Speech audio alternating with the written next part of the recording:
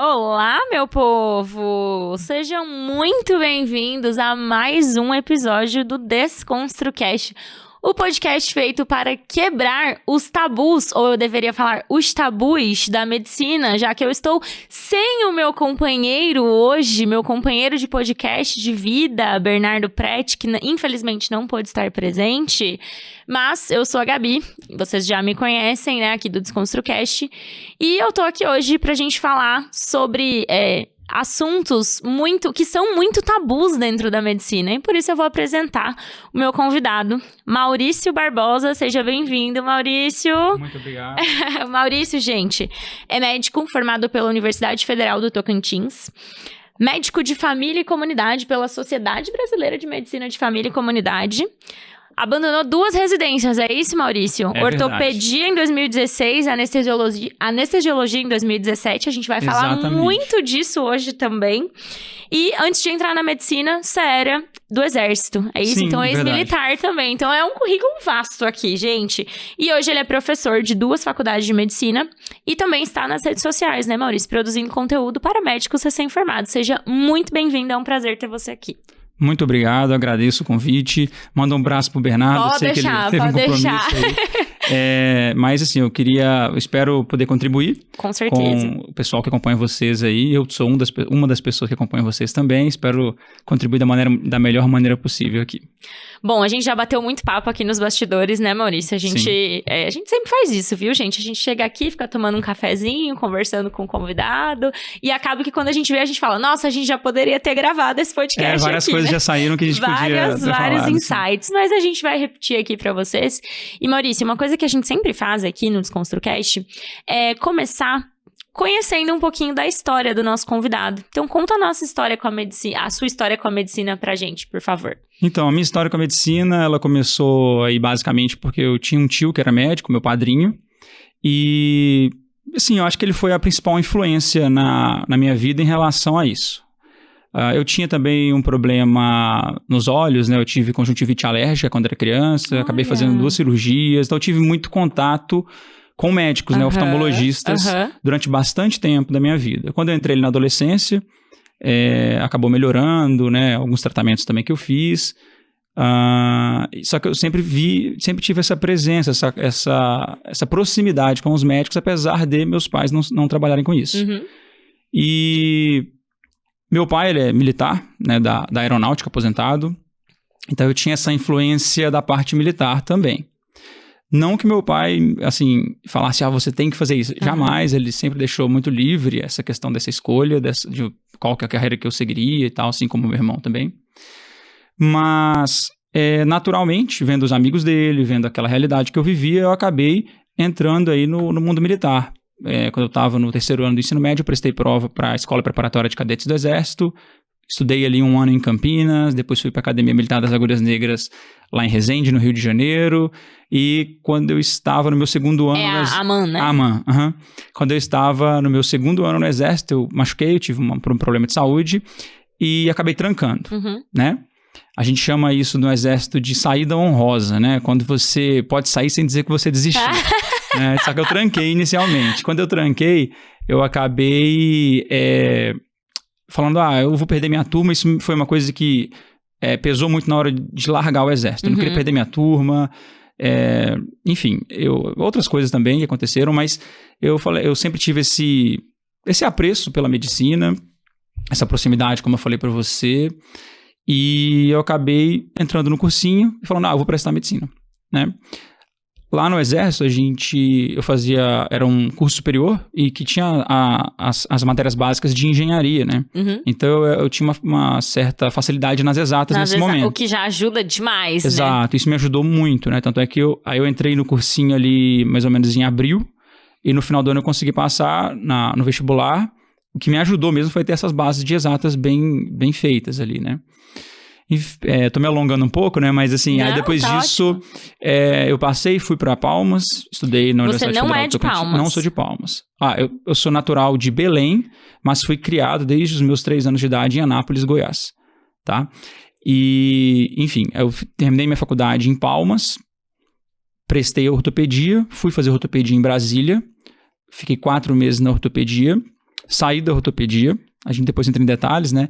Mas eu estudei ali a partir de agosto até o final do ano, aí passei para anestésio, fiquei 4 anos em anestesia, fui para sair da anestesia também, fiquei 4 meses, desculpa, na anestesia, e fui para sair também, né? Acabei entrando num concurso de médico de família em Brasília, e a partir daí eu trabalhei com médico de família, fiz prova de título, conheci minha esposa, casamos, e hoje eu moro em uma cidade no interior de Goiás, me dedico basicamente aí à docência e produzo conteúdo também para médicos recém-formados e estudantes de medicina que estão aí finalizando o seu curso. Caraca, que história, hein? Basicamente, gente, basicamente isso. Mas me conta uma coisa, como que foi essa questão sua com a ortopedia primeiro, antes da gente entrar na anestese? Mas eu acho que é importante a gente trazer esses detalhes pro pessoal, porque acho que 11 em cada 10 estudantes de medicina tem muita dúvida, né, e muita culpa associada à escolha da especialidade. Então, a gente carrega um peso, não sei se foi esse o seu caso, mas eu carreguei um peso muito grande ali nos últimos anos, principalmente na minha faculdade, por não ter certeza daquilo que eu queria fazer. Então, eu queria te ouvir, assim, como foi com você essa questão da ortopedia? Então, a questão da ortopedia, né, eu tenho uma particularidade que vai ser super controversa agora na hora que eu vou falar, mas eu nunca gostei de cirurgia.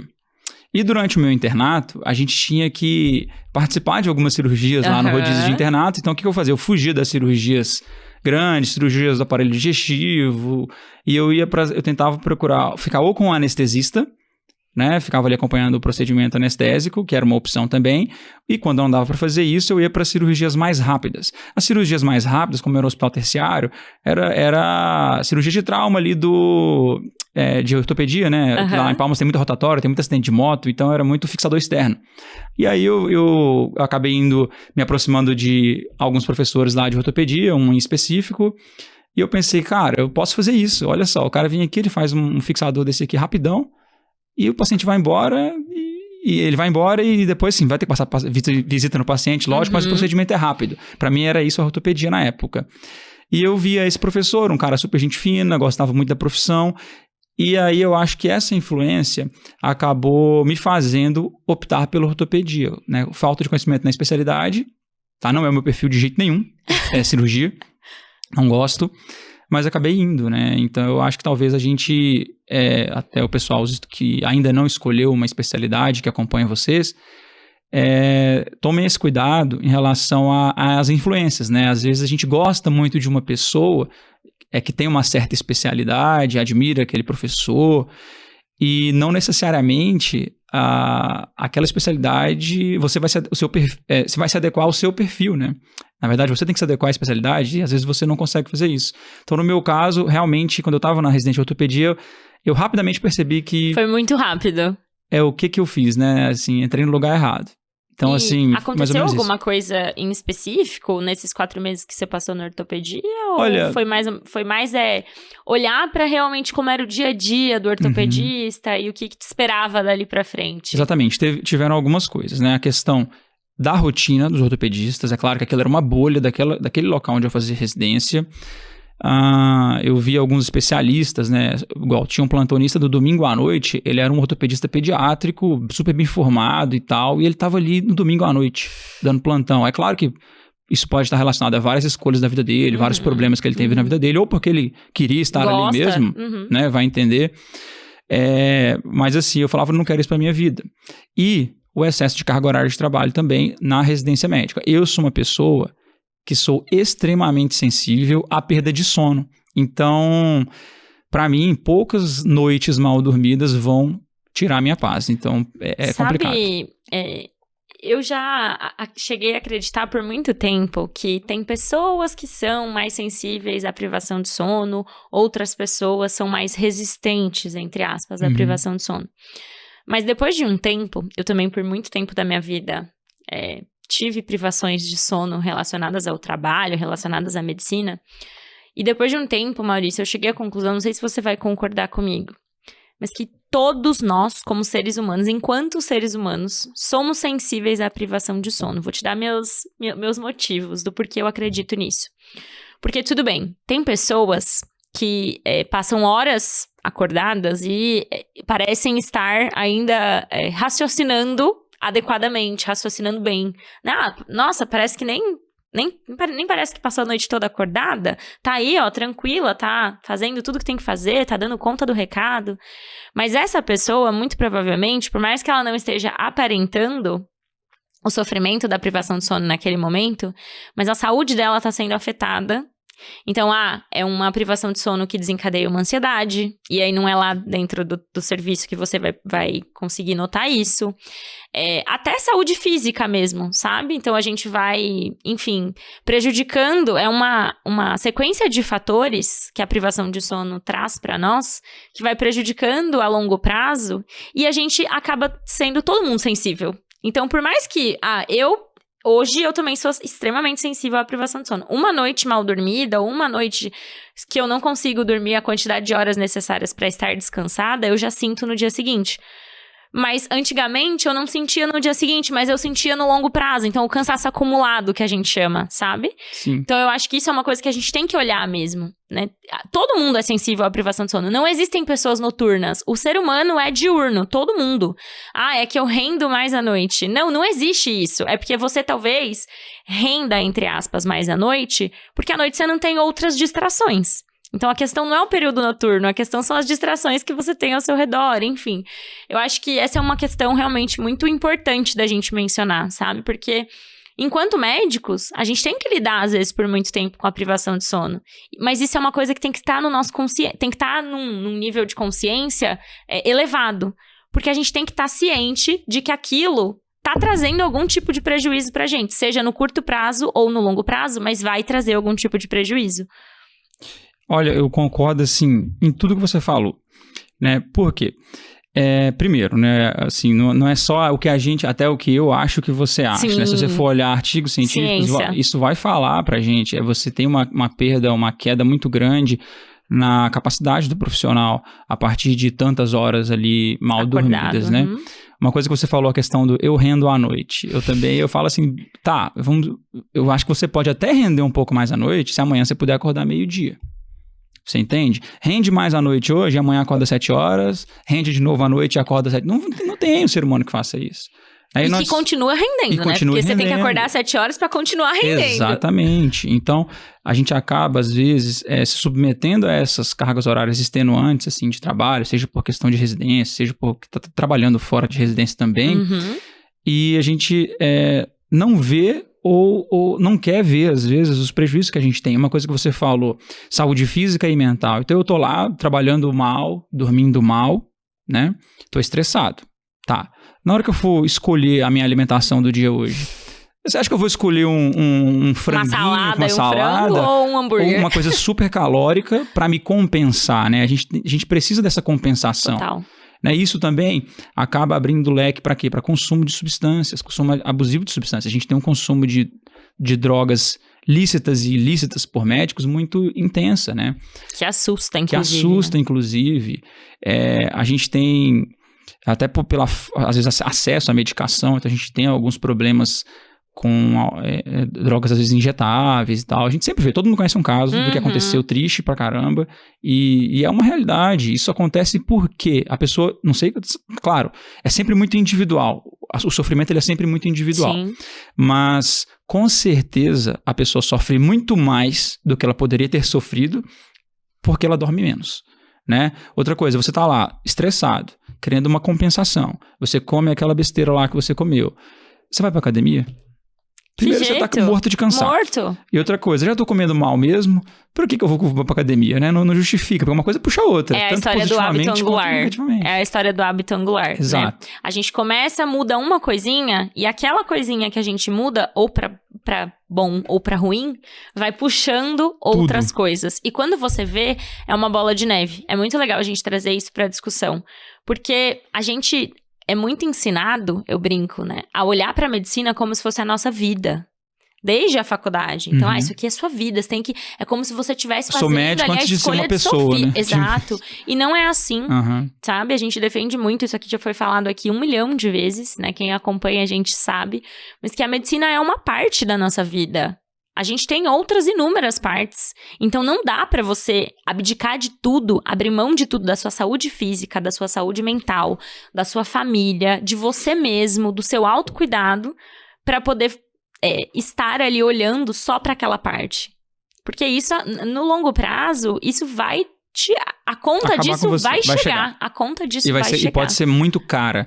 Às vezes você entra em uma situação que você não consegue sair. A gente vê isso acontecer. Com certeza. Eu trouxe até um dado aqui de um artigo que eu peguei, tá? Se alguém quiser, depois eu posso mandar, mas eu peguei só os trechos para anotar aqui mais importantes. Foi um trabalho que pegou uma quantidade X de residentes nos Estados Unidos, né? E pegou esses residentes e que tinham uma perda, uma carga horária excessiva de trabalho. Eles pegaram esses residentes e deram mais tempo de descanso para esses residentes, tá? O resultado, assim, um dos resultados, né, foi que ocorreu uma diminuição no número de mortes de pacientes com diagnósticos graves, com infecções, com insuficiência cardíaca. E, assim, ele é trazido para a gente refletir em relação a isso, né?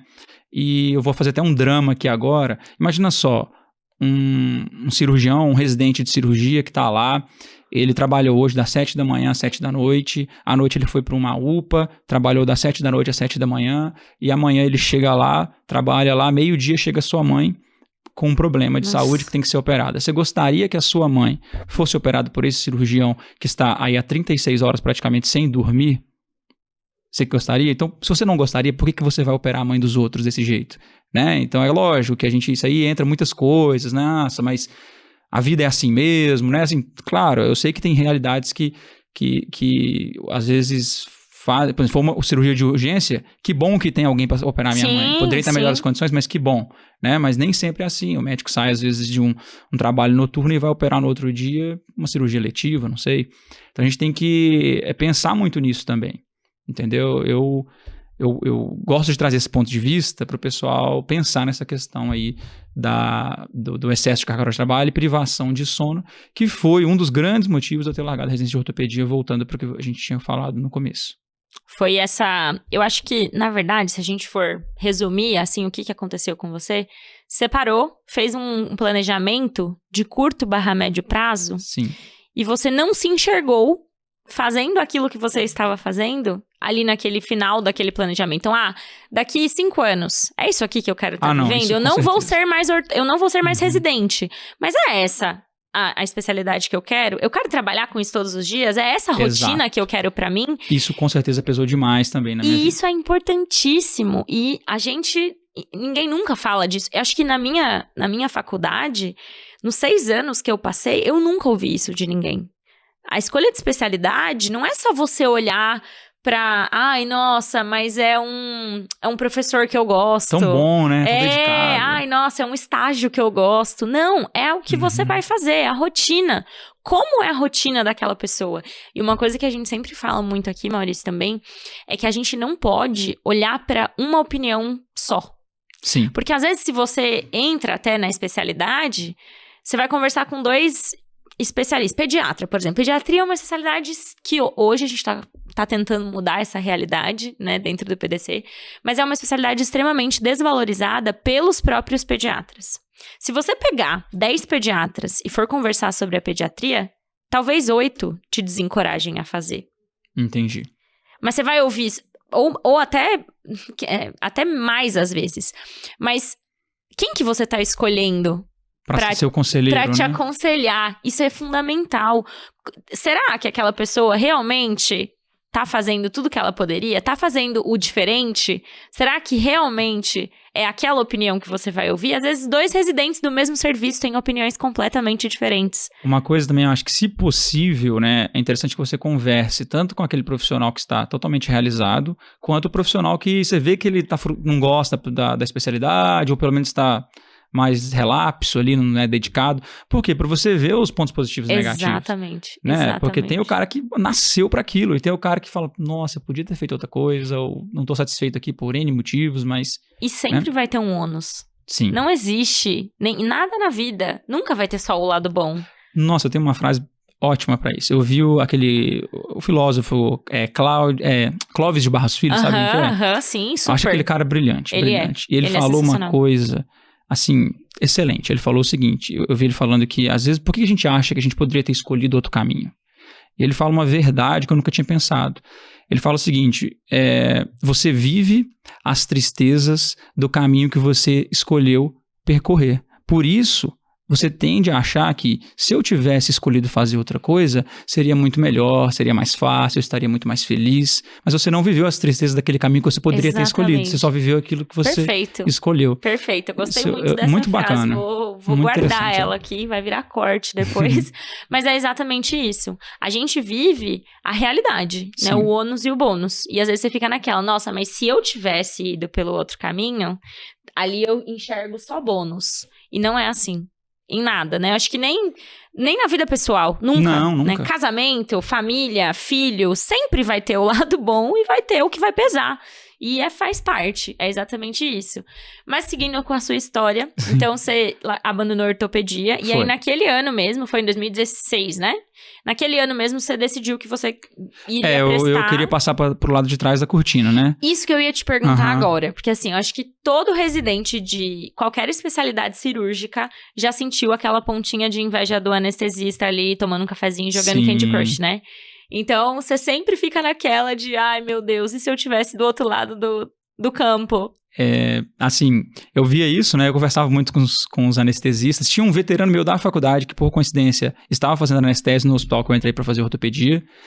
E assim, conversava muito com ele e tal. E o meu padrinho, que eu falei que era médico, ele era anestesista. Olha então, aí começou esse negócio na minha cabeça, eu comecei a pensar e tal. Eu falei, não, eu vou fazer anestesia. E...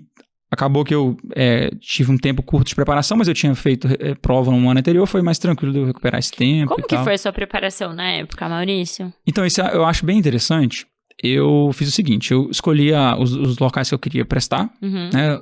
Eram 3 locais, né? E eu fui fazer o meu primeiro simulado.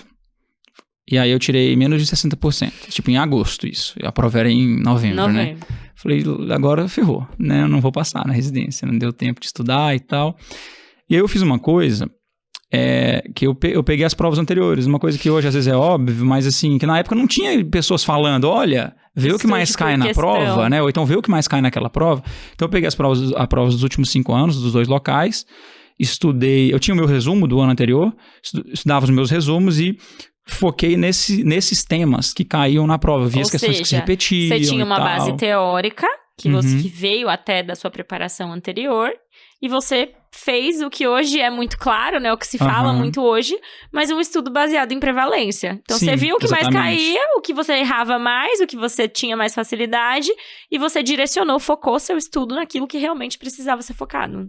Exato. E aí eu peguei e vi ali as questões que mais caíam, dei uma focada nessas questões que mais caíam. E a minha nota, assim, em um mês, mais ou menos, sei lá, acho que começo de outubro, a prova era em novembro, né? Então foi agosto todo, setembro, começo de outubro eu tinha tirado 77 no simulado, nas provas que eu não tinha feito ainda. Eu fui lá e fiz elas como simulado, né? Analisei, depois fiz como simulado. Eu falei, tá, só não pode...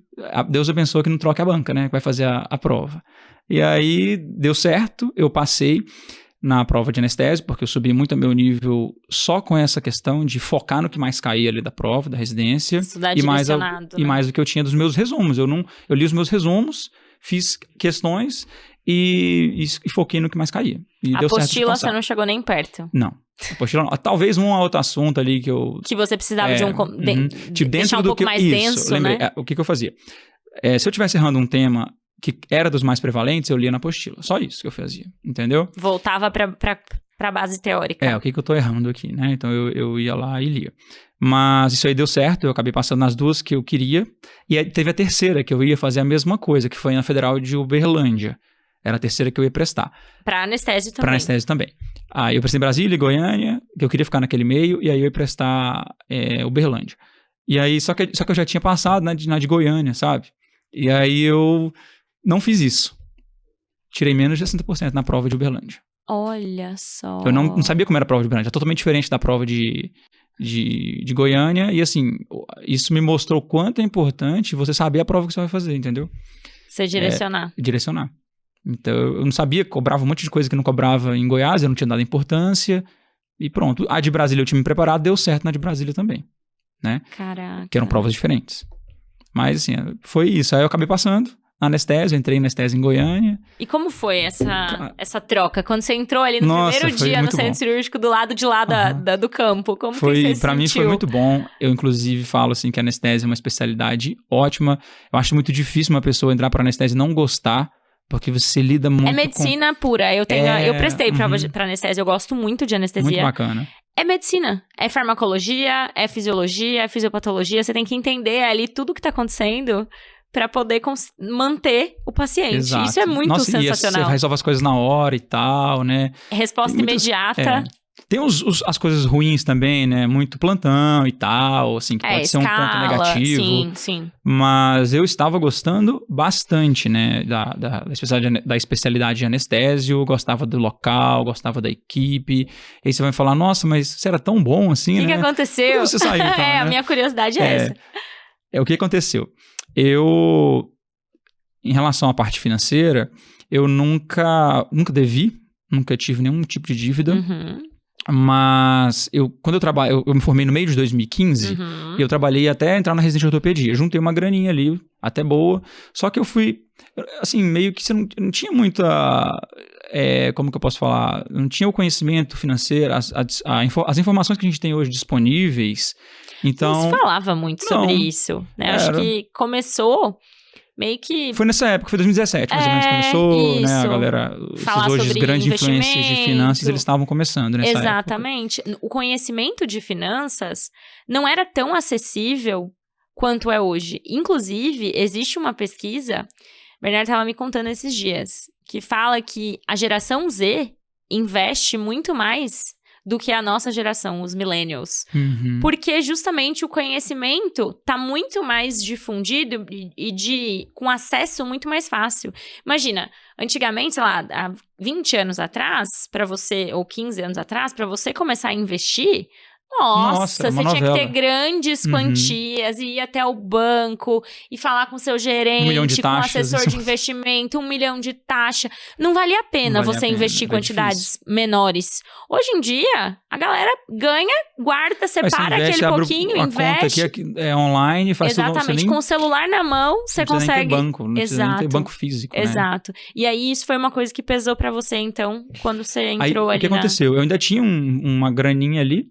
Uma coisa, quando eu me formei, eu tinha um Palio antiguinho e tal, continuei com ele, né? Então, assim, eu considero que eu tinha um controle financeiro legal, não porque eu não troquei de carro, não. Não era dublê de rico. Então, assim, eu não tive essa fase, né? O que aconteceu? Eu não troquei de carro, poupei uma grana, até entrar na residência, e na hora que eu entrei na ortopedia, eu acabei gastando um pouco, assim, meio que eu falei, eu tenho esse dinheiro aqui, eu vou gastar ele. Um pouco a mais do que... porque tinha a bolsa, na bolsa era 2.000 e poucos reais que eu ganhava, né? Porque subiu muito depois, era 2016, né? A bolsa era bem baixinha. E então eu acabei gastando um pouco. Quando eu saí da ortopedia, eu tinha aquele dinheiro lá, eu vou trocar de carro. Não comprei um carrão, só que eu troquei de carro, paguei meu carro à vista ali e tal... E o meu dinheiro acabou, né? Eu fiquei com uns 10 mil reais na conta ali, mais ou menos, um pouquinho mais que isso. Trabalhei só pra ter um dinheirinho ali e foquei mais em estudar, então eu acabei não guardando muita coisa. Devo ter entrado na residência de anestésio com mais ou menos uns 20 mil na conta, mais ou menos, né? E eu entrei lá e comecei a fazer plantão, além da residência, né? Fazia 2 plantões por semana, plantões mal remunerados, ruins, não tinha contato. Então eu pegava uns plantões bem ruins, bem tranqueira mesmo. E isso aí foi me consumindo, né, mentalmente. Perdendo sono. O R1 lá era até tranquilo. A gente ficava muito tempo no hospital, mas não tinha plantão noturno no R1. Tinha no final de semana, né? Mas assim, você não tinha, durante a semana, você não ia ficar à noite. Mas aí você compensava. Aí eu fazia 2 plantões por semana. Trabalhando fora. Um era na segunda à noite, então você quebrava a semana inteira. A semana né? inteira. Era bem complicado. E aí eu tinha feito um concurso em Brasília para médico de família. E esse concurso me chamou, né? Me chamou e eu tava nessa situação. Você fez o concurso antes de entrar na anestesia? Antes de formar. Olha! Só que veio naquela época... Chamou só depois. É porque teve aquela crise do governo, da Dilma e tal. E aí eles pararam de chamar nos concursos. Adiou o chamamento. Era o Mais Médicos? Não era mais médicos. Era concurso público mesmo da Secretaria Estadual do Distrito Federal. Né? É um salário bom, assim, se a gente for pensar na realidade do Brasil e tal. E aí eu fui... acabei... Aí o que aconteceu? Nesse meio tempo, lá na Anestésio, eu conheci um anestesista, ele tinha 34 anos. Ele foi aquele cara que ele formou com 23, passou na residência, com 26 anos ele era anestesista. Em uma época em que assim, o mercado era muito favorável. Então e ele era um cara muito bom financeiramente. E aí eu comecei a me aproximar dele e tal, um dia conversando, anestesista investe na bolsa, né? Você investe. Sabia de nada, né? Eu só não era um devedor. Mas aí ele falou pra mim assim, cara, invisto. E aí a gente ficou bem próximo. E ele falou, e se eu quiser eu não preciso mais trabalhar não na minha vida. Eu já tenho tanto em dinheiro, ele tinha... uns 3 milhões já de patrimônio, sei lá, mais que isso. Não lembro agora. Rendendo ali todo mês. Rendendo, ele pegou aquela época da renda fixa da Dilma no Tesouro Direto, ele fazia muito, ele tinha uma rentabilidade muito boa com a marcação ao mercado ali no Tesouro. Então ele acabou, ele não precisava trabalhar. Ele trabalhava segunda, terça e quarta, né? E quinta ele fazia um plantão em um concurso que ele tinha lá, que ele falava, só não vou largar isso aqui porque eu tô de boa aqui, tranquilo. Ele fazia assim. Então, eu fiquei impressionado com isso. Eu falei, nossa, cara, eu quero... Quer dizer, então, que se eu juntar a grana, e investir, eu consigo vou conseguir alguma coisa. E aí eu fui chamado nesse concurso. Tinha mais uma porta de entrada lá em Brasília, no hospital. Brasília tem muito hospital que paga por produtividade o plantão, então o plantão sai muito bom, né? Assim, tem... em comparação a outros locais, né? Sai muito bom o preço do plantão. Dava pra você ganhar ali em torno de R$1.000 em 6 horas de trabalho, nesse hospital que eu ia entrar. E aí eu falei, eu ia fazer as duas coisas, eu calculei que o salário do anestesista quando formasse, que era daqui a mais 2 anos, eu falei assim, eu consigo já ganhar esse dinheiro agora, né? Praticamente, sim, pensando no grupo que eu tava, claro que tem muito local que o anestesista consegue ganhar bem mais e tal, mas na realidade que eu vivia, na minha bolha ali, eu falei, eu fiz a conta perfeita, que nem sempre acontece daquele jeito, né? Sim. O papel aceita tudo. Então eu fiz aquela conta e falei, resolvi a minha vida, vou para esse concurso. E o que acontece? Se eu me arrepender, se eu vi que não é para mim, se eu vi que não é para mim e tal, eu vou estar juntando minha grana já e volto para residência, né? E isso eu fiz. Fui para lá, comecei a trabalhar como médico de família, dando esse plantão e tal. E eu comecei a me deparar com os grandes problemas que a gente tem, o grande problema da saúde da família, que é o sistema público, né? Assim, o pessoal da medicina de família vai querer me crucificar aqui, mas eu falei, talvez eu tenha me expressado mal, mas... Não, é que não é o sistema.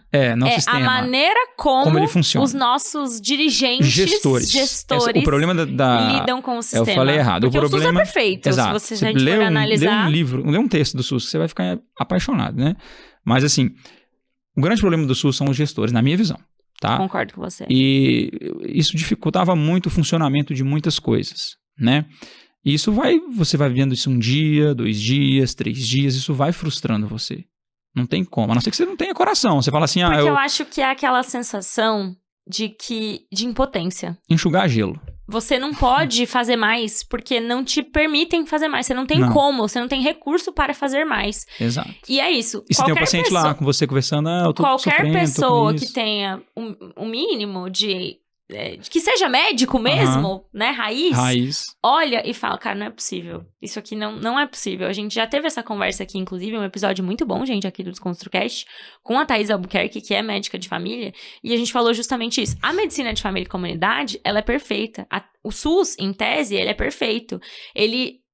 Eu admiro demais, eu amo demais e falo com muito orgulho do SUS, principalmente quando a gente sai vai pra fora, viaja para outros países que não tem sistema público de saúde, e é muito bom. Qualquer pessoa, acontecer o que acontecer com você aqui, você tá coberto, você tem, né, a gente tem uma medicina aguda muito boa, assim, né? Se você sofrer um acidente, o SAMU vai te pegar, vai te levar para o hospital, resolve o seu problema. Exato. Né? Agora, realmente, quando chega lá na ponta... Ambulatorial é muito sofrido, o pessoal sofre muito, né? Quem vive isso todo dia, como eu vivi, você sofre junto com o pessoal, sofre junto com as pessoas. Eu comecei a ter ansiedade, né? Eu tive uma depressão leve. Você leva pra casa, né? Eu não conseguia, não tinha como. Aconteceu isso comigo. Eu não fiz medicina de família por isso. Inclusive, no internato, a minha faculdade tem a gente tinha muita medicina de família. Eu acho que no meu 5º ano, o meu internato era dividido 6 meses só de medicina de família. Entendi. E 6 meses de ambulatório geral, de especialidade. Meu internato de medicina de família foi grande também na faculdade. Então, e assim, eu me apaixonei pela especialidade. Fazia pré-natal, puericultura, acompanhava saúde mental, todos os tipos, os pacientes ficam muito gratos com você, com pouca coisa, sabe? Assim, você fica, às vezes, fica até sem graça. O paciente, nossa, doutor, esse doutor aqui é É Deus no céu e ele na terra. A gente escuta esse tipo de coisa, né? Com coisas que você pensa assim, foi né? o vínculo, né? A questão. Total. Assim, é muito, muito legal essa parte, tá? Mas voltando para se você quiser que eu fale coisas boas aqui da medicina de família, tem muitas coisas boas. Eu trabalhei bastante tempo. Mas voltando para a realidade, voltando para essa parte do que foi ruim para mim, que me levou à minha decisão, foram essas coisas. Foi principalmente a questão da gestão, tá? E voltando, né? O SUS realmente ele é muito bem elaborado, só que o funcionamento dele não condiz com o que está escrito ali. Na prática não é bem como é na teoria, né? O sofrimento. Aí, assim, é claro que tem várias coisas. Vai ter algum médico de família que tá me assistindo, talvez vai falar, não, mas esse cara aí, ele é porque ele não é médico de família mesmo, ele não deve, né, não deve estar... E eu acho que também muda muito de região para região. Claro, tem locais, Rio Grande do Sul tem locais, é uma referência, inclusive, para residência de medicina de família. Florianópolis também. Sim, são realidades bem diferentes, né? Mas não é assim, o Brasil é gigantesco. Gigantesco, com muitas realidades diferentes, E essa foi a realidade que eu peguei. E aí, rapidamente, eu vi, olha, não dá pra eu ficar aqui pra sempre. Não dá, né? Então, eu vou pro meu segundo plano aí, que é o quê? Juntar minha grana e fazer residência sem fazer plantões, porque não dá pra perder sono na residência também, a não ser que seja o obrigatório ali da residência, que não vai ter jeito, né? Então, daí, eu comecei a me preparar financeiramente. Tinha uma data pra eu fazer. Eu conheci a minha esposa, a gente, antes da gente casar, ela passou em um concurso na cidade dela, que é no interior de Goiás. Eu trabalhava em Brasília nesse momento. Ela é médica também? Não, a minha esposa ela é biomédica, ela se dedicou à parte acadêmica. Então, ela fez mestrado, doutorado, né?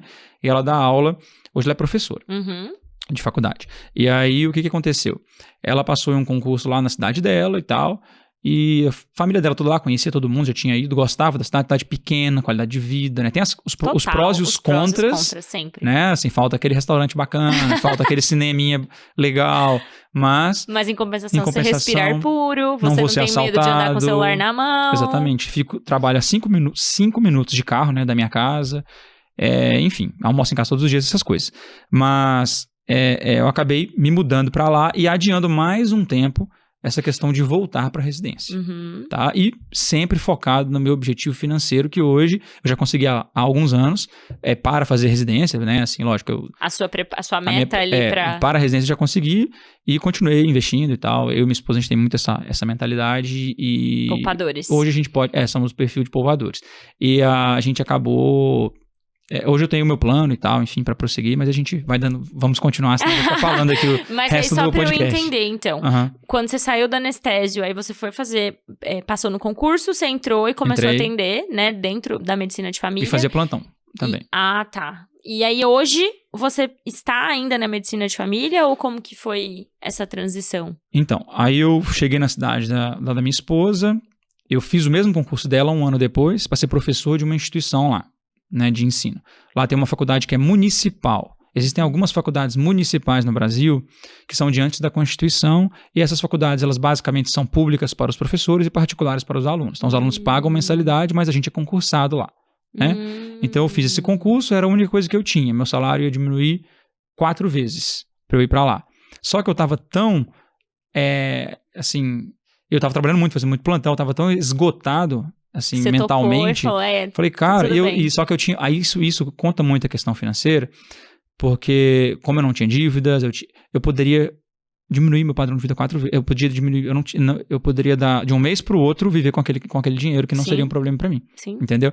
Então eu fui para lá, eu consigo manter minhas despesas com esse dinheiro. E aí surgiu uma outra oportunidade de uma outra instituição de ensino. A gente sabe do boom de faculdades de medicina. Lá na cidade são 70 mil habitantes, a gente tem 2 faculdades de medicina. E eu consegui uma entrada na outra faculdade que é muito boa, eu gosto muito de trabalhar lá. E foi uma colega que conseguiu isso aí, eu acabei entrando, então eu rapidamente consegui ocupar o meu tempo. Só que, com aquela cabeça de médico, né? Eu tava... considero que eu poderia ter um ganho bom já ali e tal, mas... Como que o médico vai trabalhar só durante a semana? Não vai fazer nenhum plantão, não tem jeito. Então eu comecei a fazer plantão, né? Comecei a fazer plantão e tal, aí eu consegui completar minha carga horária, eu já tinha muita vontade de parar de fazer plantões. Eu parei de fazer plantão, saí de uma... Eu acompanhava, fiquei só nas faculdades, a princípio no internato, em uma unidade de saúde, mas recebendo pela faculdade. Né? Que demais! E aí depois, já do meio do ano pra cá, eu saí do internato e tô só na docência mesmo. Faço atividades práticas, ambulatoriais, atendo com os alunos, mas não de medicina de família. Mas as matérias que eu tô são matérias relacionadas à atenção primária. Olha. Né? E tô bem satisfeita. Minha esposa também dá aula nas 2 faculdades. E a gente tem a mesma rotina. Não faço mais plantões, saí dos plantões há 3 anos, inclusive.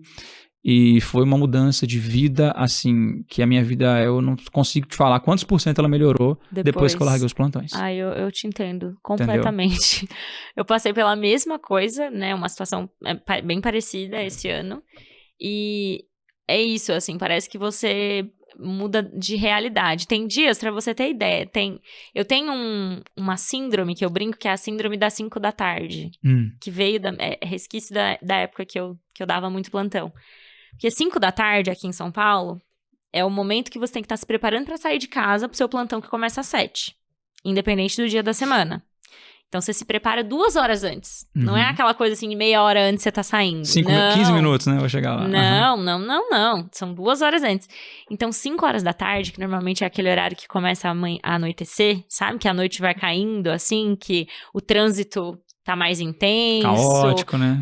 E barulho, e eu tenho pânico desse horário. Às vezes eu tô em algum lugar, tô em casa às vezes, mas começa esse horário, assim, eu olho pela janela e vejo que tá começando a anoitecer. Dá uma sensação ruim. Dá. Te juro, eu fico taquicárdica, dá aquela coisa, é um resquício, isso porque hoje, e eu só consigo nesse momento, juro, olhar pro céu e agradecer, de verdade, assim, eu falo, meu Deus, obrigada por eu não precisar sair de casa agora, sabe? Pra uma noite que eu nem sei, não faço ideia do que vai acontecer. Então eu brinco que é essa síndrome das 5 da tarde, sabe? Só quem já viveu isso sabe. Assim, não às 5 da tarde, mas eu entendo essa sensação de você ter que ir pro plantão ali, depois de ter trabalhado um dia inteiro, tá cansado. É isso. É muito complicado. Exatamente. Uma coisa também que eu acho que, assim, que você deve ter passado, né? A gente acaba se formando na faculdade. Hoje a gente tem muita gente produzindo conteúdo que dá uma claridade pra gente no que pode acontecer no futuro. Mas antes quando a gente se formou, você era meio que no escuro. Você formou, tá aqui o CRM, e tem que fazer residência, vai lá fazer e tal, a vida é essa, é assim mesmo e tal. Só que você não se conhecia, né? O que eu achei muito importante que aconteceu comigo, né? Foi a questão do autoconhecimento, né? Hoje eu consigo saber, igual eu falei pra você, quantas noites mal dormidas, ou o que eu não tolero, o que é difícil pra mim. O peso que isso tem pra você, exato. Né? Assim como saber as coisas que eu gosto também. Hoje eu olho que eu entrei na ortopedia, que é uma excelente especialidade, muito procedimento, sabe? Pra quem gosta, nossa, eu tenho amigos felicíssimos que são ortopedistas. Assim como em qualquer especialidade, né? Mas eu tenho certeza que eu não sei onde eu estava com a cabeça quando eu entrei na ortopedia, porque não tem nada a ver comigo. Só que eu sei disso hoje. Não, e talvez você precisava ter passado por aquilo pra poder se conhecer hoje. Exato. Uma coisa vai puxando a outra, né? Exatamente. Uma outra coisa também, que o pessoal que tá me assistindo aí, eu fiquei, tenho 8 anos de formado. Nesse meio tempo, só pra fechar aqui uma coisa que eu não falei, nesse meio tempo, trabalhando como médico da família, né? Médico de família e comunidade, eu pude prestar a prova de título de médico de família. Então, eu sou médico de família por prova de título e não por residência médica, tá? Apesar de legalmente ser a mesma coisa, né? O título é igual pra todos, Então, eu não recomendo, né? Assim, eu vou falar um pouco das minhas dificuldades em relação. O que aconteceu quando eu larguei a minha residência e fui viver essa parte, né? Eu tive um grande crescimento na parte financeira, na parte do meu autoconhecimento, que eu acho que foram, assim, excelentes. Mudou a minha vida. Mudou a minha vida. Inclusive, eu considero que se você precisa trabalhar, vai trabalhar. Tem gente que fala que não entra na residência direto, mas eu considero que se você precisa, trabalhe. Se você pode entrar na residência, isso eu levo só em questão financeira em conta, né? Entre direto na residência, porque é o melhor caminho para você. Agora, se você tem que trabalhar, a sua realidade é essa, vá trabalhar, porque a medicina ainda deixa você fazer isso. Agora, eu não vou esconder de vocês que você vai ver os seus amigos acabando a residência e não vai ter feito sua residência, isso vai passar na sua cabeça. Foi um momento que eu vivi que eu fiquei, nossa, se eu tivesse continuado na ortopedia, eu era ortopedista agora. Fulano de tal, já é isso, o outro já é isso, já é tal coisa. Isso, você pensa nisso, não tem como. Eu tô abrindo meu coração aqui, porque... Sim, a gente tá o tempo todo se comparando, né? Olhando pro lado. Eu olhei depois, minhas amigas... Era eu e 2 meninas na anestésio quando eu entrei. Minhas amigas acabando da anestésio, né? A minha cunhada era minha R+, ela que me apresentou minha esposa, Olha. então ela se formou depois que eu já estava na cidade dela, né? Ela se formou e foi pra lá.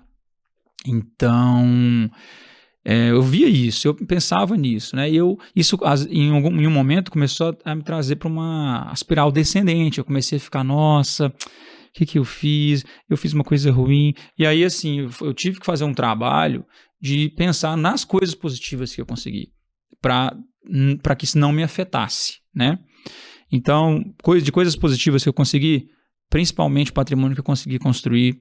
Eu vejo muita gente, às vezes, na internet falando... Eu até postei um vídeo esses dias que um cara combinou, não, isso é furada, médico acumular patrimônio sem residência, isso não existe, porque você vai acumular dívidas, tá? Claro que isso pode acontecer. E aí eu defendo que você tenha um plano e que você siga esse plano. Se você consegue ter disciplina para poder fazer as coisas, você muda a sua vida. Hoje eu mudei a minha vida em relação a essa parte. A questão do autoconhecimento que eu falei para vocês, o local onde eu moro, a qualidade de vida que eu tenho, isso aí são os pontos positivos. Mas vocês têm que saber que se vocês optarem por adiar a residência médica por algum motivo, vocês vão passar pelo lado negativo. Vocês vão ver a vida das pessoas dentro da medicina acontecendo e a de vocês ficando para trás. E eu gosto de falar isso porque se você tem como prever que um problema vai acontecer, fica mais fácil para você se defender dele, né? Hoje eu consegui me resolver em relação a isso, a parte pessoal. Talvez se eu não tivesse me resolvido, eu não tinha comentado aqui agora, né? Mas assim, enfim, essa mensagem que eu queria trazer para isso, que eu acho que é importante. Sim, total.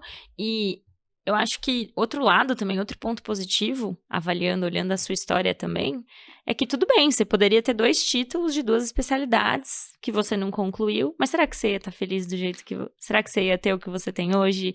E a tranquilidade, o autoconhecimento que você tem hoje? Ou será que você ia ser mais um dos inúmeros médicos especialistas, porém frustrados ali, infelizes com a profissão? Porque a gente sabe que isso existe muito também. Exato. Justamente por essa pressão que a gente tem da receita de bolo.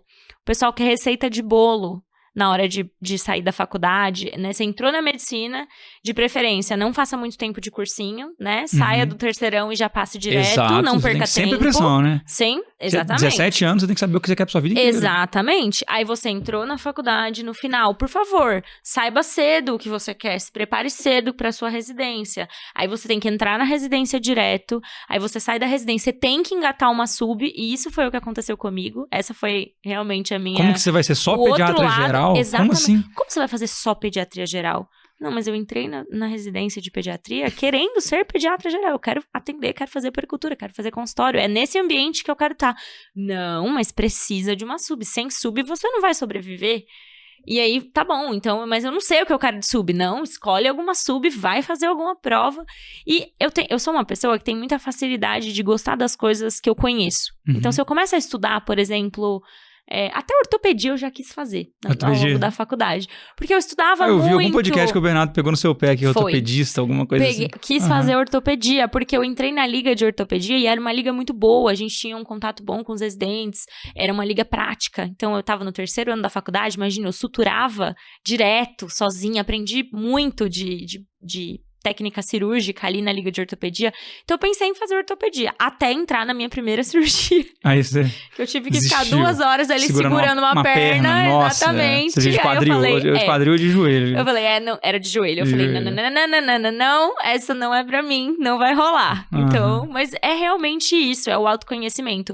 E uma coisa que eu falo muito, Maurício, eu falei, inclusive, eu também já abri meu coração sobre isso, né, no evento do PDC que a gente fez esse ano presencial, falei pra 150 pessoas, isso que eu vou te falar agora, mas é o seguinte, a gente passa muito tempo idealizando a subida da montanha, e a gente nem aproveita a subida, porque quando você tá na residência, você só quer você só foca em quando ela vai acabar. Então, você já entra com essa cabeça, né? Não, eu tô aqui... Você nem curte direito o processo da subida. Você só sabe que você tá sofrendo e que você quer chegar lá no topo logo. Mas ninguém te ensina a pensar se aquela montanha que você tá subindo vai te dar a vista que você quer. Se a visão vai valer a pena, né? Se a visão vai valer a subida. E às vezes não vale pra você, vale pra outras pessoas, não vale pra você. E tá tudo bem não valer pra você. Mas o que eu quero trazer aqui, acho que a grande mensagem é, antes de escolher a montanha que você vai subir, Se é a anestese, se é a ortopedia, se é a pediatria ou qualquer especialidade, quem tá ouvindo a gente, você tem que olhar. Será que essa montanha tem a vista que eu quero? Será que a vida é condizente com o que eu quero? Porque você vai conversar com uma pessoa às vezes, né? A minha irmã, quando tava na faculdade, era assim, não, porque eu quero ter 2, 3 filhos, e eu quero... E aí, o que você quer fazer? Cirurgia geral. Então, linda, deixa eu te contar uma coisa. Tudo bem, pode ser que você consiga, pode ser que você dê que realmente funcione. Mas assim, a probabilidade não é alta. Então, vai conhecer um pouco mais da especialidade? Você quer ter essa vida e quer ser mãe? Como é que você vai querer vai conciliar isso? Eu achava que isso era besteira, tá, Maurício? Por anos ser mãe, na minha assim, faculdade... mãe, né? Mãe que cuida, eu tô falando, né? Mãe ali em tempo integral, mãe, né? Por anos na faculdade, eu achava que isso era uma besteira. Ah, isso aí é uma balela, dá pra fazer, dá pra conciliar, claro que dá pra conciliar. Mas nem sempre, dependendo de onde você tá, do meio que você escolhe, nem sempre dá pra escolher. E dá pra conciliar. Então, é uma coisa que a gente tem que aprender a pensar. Se a vista da montanha... Antes de escolher a montanha que eu vou subir, eu vou olhar, vou tentar enxergar a vista do ponto de vista de outras pessoas. E isso é uma coisa que a gente tem que ter na cabeça. Às vezes, quem tá te falando da vista é uma pessoa que também não gostou da vista que teve. Então, você tem que realmente ali selecionar as pessoas. Mas é isso. E eu falo assim, será que eu não teria entrado na roda que todo mundo entra... Todo não, desculpa. Que muitos médicos entram da questão dos seus gastos. Então, assim, trabalhar muito para ganhar muito e gastar muito. Para manter um padrão de vida alto e aí você ganha mais. Exatamente. Né? A roda dos ratos, Exato. Né? Então, exatamente. Assim, assim, isso faz a gente voltar para aquela frase que eu falei. Porque... Você vive as coisas boas e as coisas ruins do que você está fazendo, do caminho que você percorreu. Então, eu vou saber como eu seria se eu tivesse continuado em outra especialidade. Por exemplo, isso é uma certeza. Se eu tivesse ficado na ortopedia, não tinha, assim, muito como eu conhecer minha esposa. Sim. Entendeu? Na anestesia, eu ter entrado na anestesia foi o que fez eu conhecer ela porque eu estava... porque por causa da minha cunhada era minha irmã. Então, acabou sendo assim. E a vida da gente vai acontecendo e a gente, desde que você tenha um plano bem legal, estabelecido, certinho, as coisas tendem a não sair muito daquela linha que você esperou. E o problema é que quando você está nessa fase, ali, acabando a faculdade, nem sempre você sabe qual é esse caminho que você quer percorrer, esse plano, né? É igual quando você tinha 17 anos, que a gente falou aqui, e você tinha que escolher, você o quê? Advogado, você engenheiro, médico. Uhum. Eu acho mais bonito ser médico, eu acho mais bonito ser engenheiro. Então, eu vou fazer isso. Muitas vezes você foi porque você achou, eu acho que, nossa, é legal ser médico. Olha, bota um jalequinho branco ali e tal. Tanto que tem muita gente, eu conheço muitas pessoas que entraram por um caminho, quando tinham 17 anos, optaram por um caminho e mudaram completamente. Hoje não tem o diploma, mas não trabalham com absolutamente nada relacionado à área. E isso acontece, porque, gente, escolher o que vai fazer pro resto da vida com 17 anos é meio insano até se a gente for parar pra pensar, né? É meio doideira, assim, você sai de uma adolescência e você já tem que definir o resto da sua vida toda como adulto, enfim. E é muito complicado mesmo, mas uma coisa que a gente sempre fala aqui sobre isso que você falou, é que tudo que você vive te prepara pro que você ainda vai viver. E você pode ter certeza que o seu caminho, ele se desenrolou dessa maneira, porque tinha que ser assim, tinha que ser dessa maneira, foi preparado. E as coisas que você ainda vai viver, você tá sendo preparado agora. E lá na frente você vai entender. Os pontos, né, Steve Jobs, os pontos só se conectam de trás pra frente. Acho que é a frase mais falada aqui do DesconstruCast. Mas os pontos só se conectam de trás pra frente. Eu digo isso porque eu também não era para ter vindo pra São Paulo, não era pra ter feito pediatria aqui, não era pra ter entrado na NEL depois. Enfim, mas se eu não tivesse feito isso, se eu não tivesse mudado o meu caminho também no meio da trajetória, nada do que eu vivo hoje estaria acontecendo. Então, talvez eu não estivesse nem aqui. Talvez não, eu não estivesse nem aqui, eu não estaria nem aqui. Então, eu acho que é muito isso, assim, sabe? É você ter essa noção de que você tá sendo preparado agora porque você ainda vai viver. Uma coisa que eu acho legal, assim, da época de vida que eu e você vivemos hoje, a gente deve ser mais ou menos da mesma idade aí. Sim. É que a gente já consegue perceber aquela questão de que você vive as consequências das escolhas que você fez, né? Totalmente. Então, a gente consegue hoje, às vezes, tentar fazer escolhas para viver consequências melhores lá na frente. Então, às vezes a pessoa com 20 anos, 22 anos de idade, não tá nem pra isso, tá vendo aquilo ali. O jovem, ele é mais complicado, a cabeça do ele jovem imortal, funciona né, de um jovem, jeito diferente, exatamente. Então, assim, às vezes exatamente. tem essa questão, mas é uma época que a gente pode fazer escolhas melhores, né, agora, depois de formado ali, e tem muita questão da maternidade também, enfim, a vida vai seguindo, cada um tem sua história, e desde que você tente fazer boas escolhas, pelo menos, a tendência é que você tenha um caminho aí mais feliz, né, de acordo com as suas expectativas. É exatamente isso. Muito bom, mestre. Muito bom esse papo. E caminhando aqui para a reta final, a gente tem algumas tradições aqui no DesconstruCast. A primeira, as suas redes sociais para o pessoal poder te acompanhar. Você produz conteúdo, né, para estudante de medicina. Então, a galera que está ouvindo aqui a gente já abre o Instagram e vai dar um seguir do Maurício. Eu produzo conteúdo no Instagram, no TikTok e no YouTube. Olha só! No Instagram e no TikTok é @mauriciobf.med, @mauriciobf.med, e meu canal do YouTube é o canal Sou Médico e Agora. Eu produzo conteúdos lá semanalmente, falando sobre vida de médico recém-formado, geralmente focado nisso. Vida do médico recém-formado, escolhas, às vezes, que eu fiz, muita coisa da minha vida, porque tem uma coisa interessante nisso também. Como eu fiquei muito esse tempo aí, sem fazer residência, muito tempo vivendo, eu meio que tive muitas experiências dentro do caminho dos médicos recém-formados, né? Então eu falo, às vezes, sobre opções de trabalho, como qualidade de vida, a questão de você tentar não exagerar nas questões, na carga horária de trabalho, opções de trancamento de residência no serviço militar, falo de muita coisa nesse sentido. Você pegou a sua experiência, tudo que você viveu, e hoje você já parou pra pensar no tanto de gente que você ajuda, que isso talvez é legal. teve a mesma dúvida que você tem, a mesma dúvida que você teve lá atrás, só que agora tem você pra contar. Pra você falar. É muito interessante, porque o que eu gosto é que eu falo o que eu vivi, entendeu? Assim, é muito legal isso, porque as experiências que eu falo são experiências verdadeiras. Então, isso acho que faz a diferença também quando você está produzindo conteúdo, né?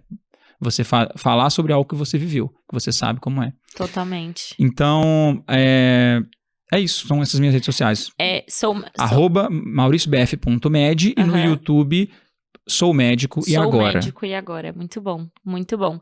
Bom, gente, eu estou no Instagram, vocês já sabem, @DRA Gabriele com 2 L's e Y. Beijo, mãe. Araújo, que vai mudar em breve esse @, mas vai demorar umas semaninhas ainda. E no @pediatra de consultório, também no Instagram, todos os dias.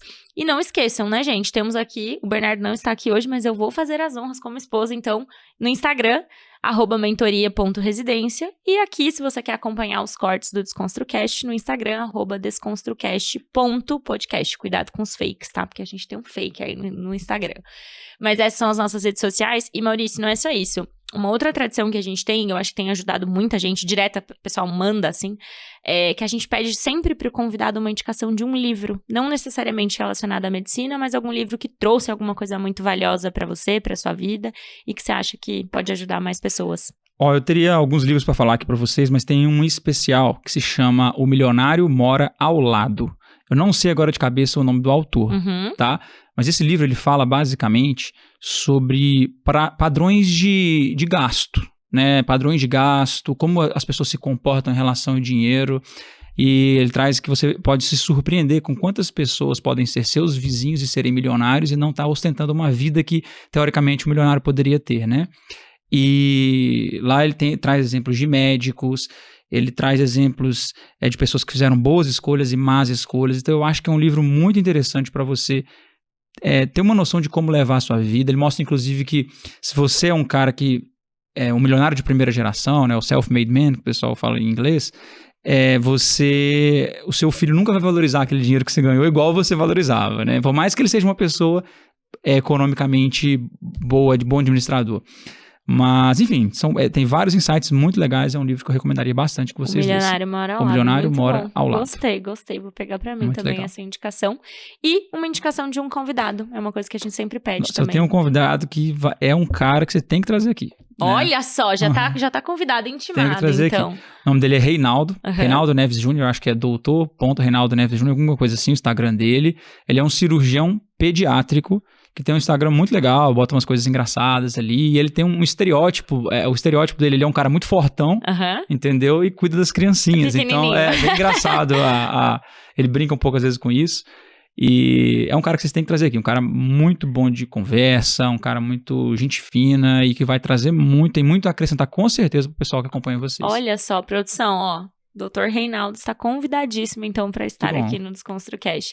Maurício, muito obrigada por esse papo. Acho que as experiências que você contou aqui, da sua vida, sua história, sua jornada, vai ajudar muita gente que talvez esteja passando por isso agora também, né? Acho que tem vários pontos que eu me identifiquei muito, inclusive. Então, muito obrigada pela presença. E sempre que precisar, sempre que quiser, estamos aqui à disposição para a gente trocar experiências também. Eu agradeço muito o convite, espero ter contribuído, sim, de alguma maneira, pessoal. Quem tiver qualquer dúvida, quiser fazer alguma pergunta para mim, vou estar sempre à disposição. E é isso, muito obrigado mesmo, gostei muito do nosso papo aqui e é isso, obrigado. Gente, muito obrigada, viu, por estarem aqui com a gente. Não esqueçam de se inscrever, de dar 5 estrelas pra gente lá no Spotify e de se inscrever para vocês receberem os episódios novos do DesconstruCast toda terça-feira às 7 da manhã. Então, um beijo pra vocês e tchau, tchau.